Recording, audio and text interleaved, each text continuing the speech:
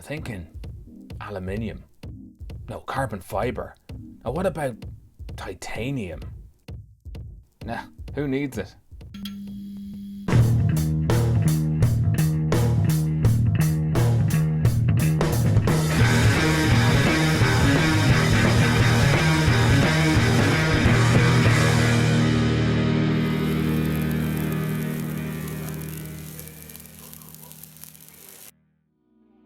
Lotus cars have a reputation for adding lightness, and as I found out, they didn't get it from nowhere.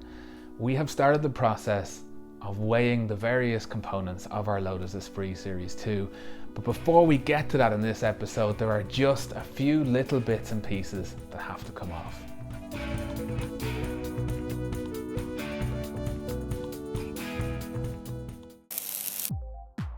So the last time, the welder seemed to be protesting. It seemed to know it was on its way out. Well, the first thing I did was get it sorted, because we need it to get the last couple of seized bolts out of the chassis. The one and only tip I have ever had has served me all of this time, but it had finally jammed and I couldn't get the blockage out of it. And look at the difference between the holes in the two tips. The old one is night and day bigger. And I'd never considered this before, but obviously this old tip is worn. And I do know that to make the electrical connection, the tip needs to be in really good condition, but I had never considered this before. The machine is like a completely different machine. It's operating so well. But the other thing that was wrong was the wire had managed to find its way off the spool and then wind itself around the spindle. So it was jammed. That's a pretty easy fix. It's a problem that doesn't happen too often, but definitely as a result of this machine running a large spool when it wasn't designed to. So with the welder almost having the last laugh, being in form I don't think it was ever on, I was able to run a weld into that nut that I'd put onto the seized seatbelt bolt, and with a good application of heat, out that came. Now you notice the panel reacting to the heat, but if we look again and watch very carefully, as the heat dissipates, as the panel cools, it does settle back to its original shape, which is a big relief. It's easy to see this happening looking back at the footage, but it wasn't noticeable when I was heating the bolt. The other and final seized fastener in the chassis was an anti-roll bar mounting bolt. Now I had already drilled a hole through the center of it and I was going that route, and then I thought, hang on, with the welder on the form it's in, I think there's just enough meat sticking out to be able to weld a bolt to it. And there was, just. And out that came. Thankfully, the threads on both of the fasteners that were seized survived and will live to fight another day. So on to the very last removable parts on the chassis, and they are the rubber rings that separate the coolant tubes that run through the chassis from the chassis itself. They stop them from rattling. And because of the stop motion process, I chose to push them inwards, not considering that they might be very hard to fish back out. And while I was trying to get them back out of the chassis, tipping it left and right to try and get them within fingers reach, I knocked it off the axle stands. Well, so moving on very quickly. There are two more aft, and because a considerate soul has given us some access through the backbone, they were easy to get out. Now here are our four brand new bathroom scales. These are the cheapest of the cheap. In fact, I think they were about €9 each. But the lady in the shop allowed me to test one of them before I bought all four, and it tallied fairly closely with the bathroom scales at home. So good enough, I thought. It's not like we're going for scientific levels of accuracy here. We're just going to get an idea. So I tested all four side by side and took a note of how far either side of our control bathroom scales at home they were. Now this is like looking at a speedometer from the passenger seat.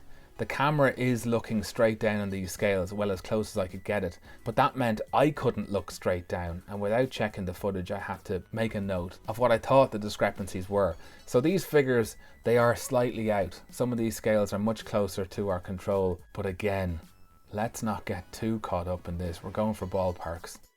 And I have done no research for this. All I know is I've seen other people taking corner weights of cars, just weighing each corner. So that's what we're going to do initially.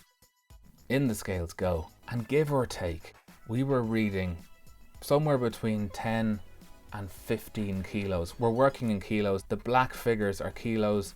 If you're working in pounds, it's the red on the top. But like I say, we had 10 to 15 kilos registering on each scales. So at the lower side of that, we're talking about 40, 45 kilos. And I was thinking, my God, that's incredibly light. So I had to give it a go. And yeah, it is incredibly light. There are dogs that weigh more than this chassis. But I wanted to see if we could get it standing on just 2 scales. So, as they say in Ireland, up she flew. Bow! Now the trouble I'm having here is not the weight. I've wedged it into the roof. I should have dragged it more into the center of the space. So I'm fighting the roof. It's literally wedged between the floor and the roof.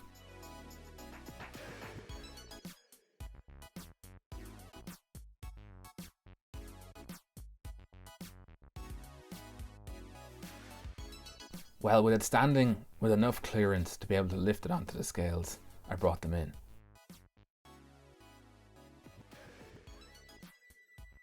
Happily, the figure that these 2 scales gave, it is a bit more than the 40-45 that the other scales added up to, but at roughly 25 apiece, we're still in the ballpark. So let's say we're at 50 kilos or just below.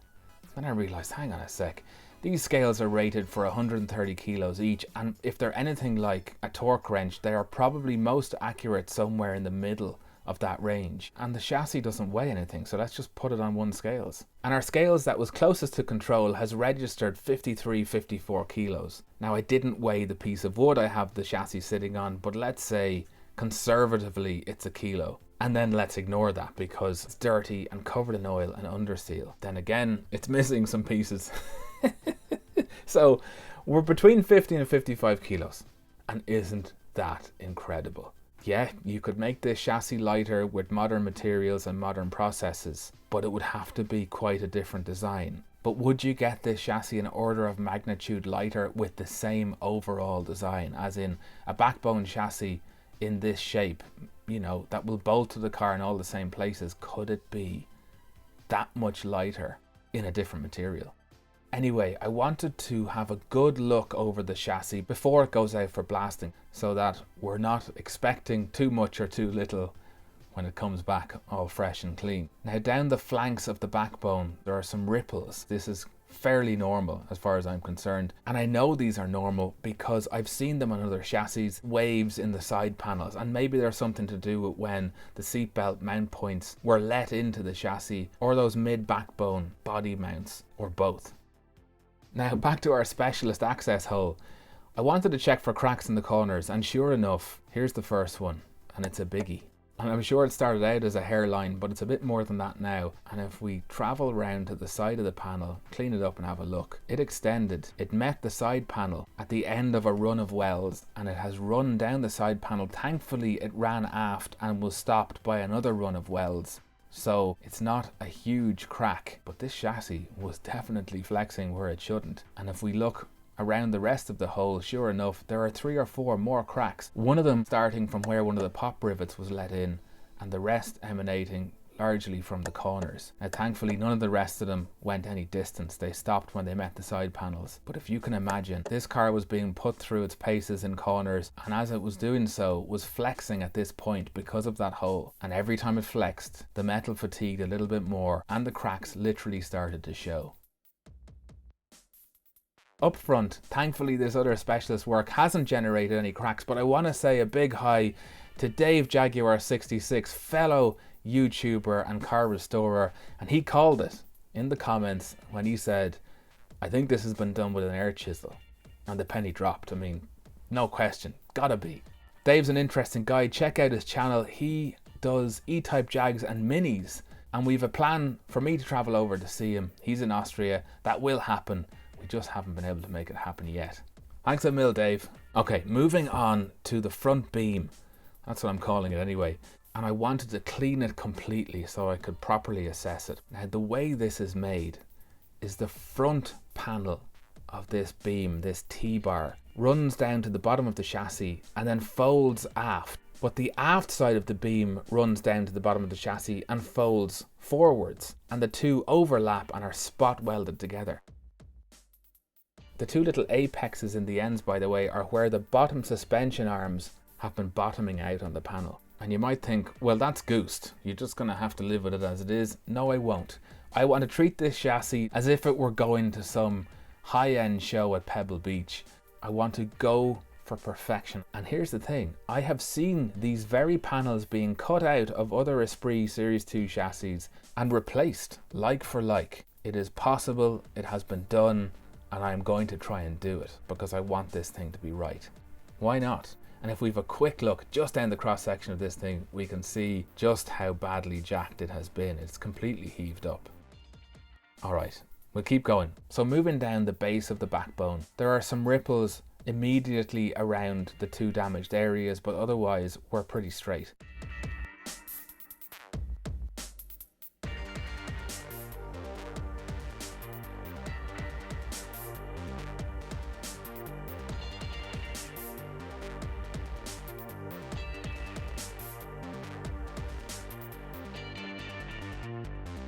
So I headed down the sides of the backbone.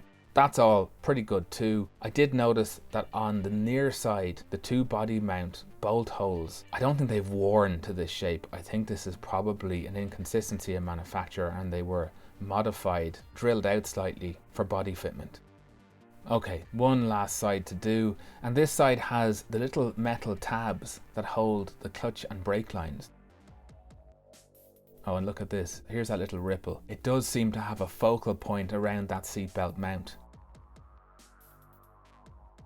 The rest of this side was in just as good a nick as the other side, save for one of the tabs. Just one of them had corroded to the point where it wasn't going to be savable, and we'll replace that. The last thing that I want to do to make sure this chassis is 100% ready for some blasting is to remove some reinforcing plates from the rearmost cross member. These reinforce the area where the transmission hangers, the transmission mounts, bolt to, and you can see they had trapped moisture and rust had begun between the plates and the rear member, and as that rust pushed them outwards towards each other, they were pinching the transmission mounts. Now there's only so deep into this gap that a blaster will be able to get, so I want to cut these out. We'll make up new ones and replace them. The only thing was, the small grinder, even with a new disc, could only reach in far enough to attack the outer welds. The inner welds will have to wait for when I bring Big Daddy grinder back in, and hopefully I can wield it with enough subtlety to cut these out without making a mess of things. And that's it. We are ready to find a blaster, and I have made a contact already. I've been to see a specialist powder coater and media blaster, a tag team of guys, and we're hoping to sit down together and have a good old chat about the processes really soon. And the upward swing of the restoration begins.